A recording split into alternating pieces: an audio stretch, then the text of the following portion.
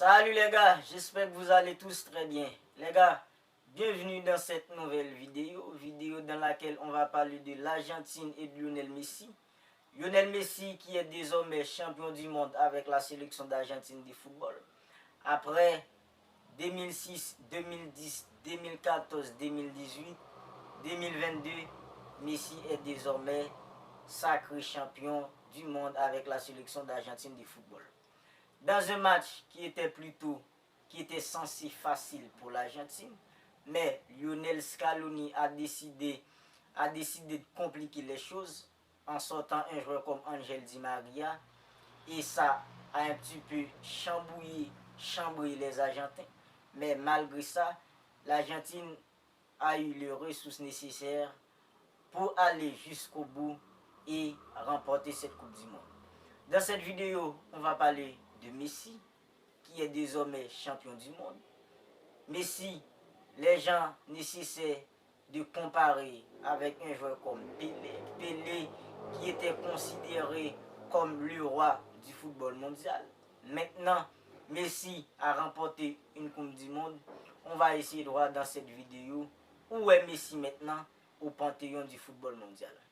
Alors si c'est pour la toute première fois que vous regardez une vidéo sur cette chaîne, pour rappel, je m'appelle Lucien et j'ai créé cette chaîne dans le but de vous tenir informé de toutes les dernières actualités du football mondial. Alors si vous regardez cette vidéo et que vous n'êtes pas encore abonné à la chaîne, maintenant c'est le moment pour que vous le fassiez parce que ça soutient la chaîne. Alors les gars, l'Argentine jouait hier face à la France dans une finale qui annonçait la couleur parce que la France allait chercher son troisième étoile. C'était aussi le cas pour l'Argentine. Mais avec un Lionel Messi qui était déterminé plus que jamais, avec un effectif qui était prêt à donner son âme pour que Messi puisse remporter cette Coupe du Monde, l'Argentine a fini par sacrer champion face à la France, mais après tant de douleurs, après tant de difficultés, parce que Lionel Scaloni a fait un seul changement qui aurait pu coûter le trophée avec Lionel Messi. Maintenant les gars, je ne suis pas là pour parler de comment l'Argentine avait joué face à la France, parce que vous avez tous regardé le match. Je crois que ce n'est pas nécessaire de revenir sur tout ça. Mais concentrons-nous plutôt sur où est Messi maintenant au panthéon du football mondial. Messi, c'est le joueur qui a remporté 7 ballons d'or. Le seul. Messi, c'est le joueur qui a remporté 4 Ligues des Champions. Je crois que Cristiano Ronaldo, Benzema, ils ont 5, je crois. Messi est le meilleur buteur de la Liga espagnole de tous les temps. Messi est aussi celui qui est considéré comme meilleur joueur de tous les temps de la Liga espagnole. Et après tout ce que Messi a accompli en tant que joueur avec le FC Barcelone, il y a des gens qui essayaient déjà de lui mettre au-dessus d'un joueur comme Pelé.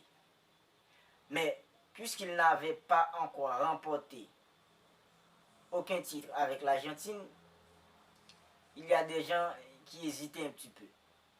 Et 10 juillet 2021, au Maracanã, face au Brésil, Messi a donné une Coupe América à l'Argentine.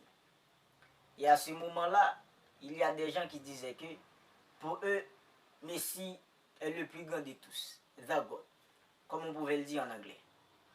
Mais il y a encore un petit nombre qui ne voulait jamais admettre que Messi était le plus grand de tous. En se basant sur Messi n'a pas encore remporté une Coupe du Monde à l'Argentine. Et hier, face à la France, Messi l'a fait, les gars. Et cette Coupe du Monde, c'est pas comme l'Euro que Cristiano avait remporté avec le Portugal. Non. Messi était plus que décisif dans cette Coupe du Monde pour l'Argentine. L'Argentine a inscrit, je crois, 13 buts. 13 ou 15, je crois. Je ne me rappelle pas trop.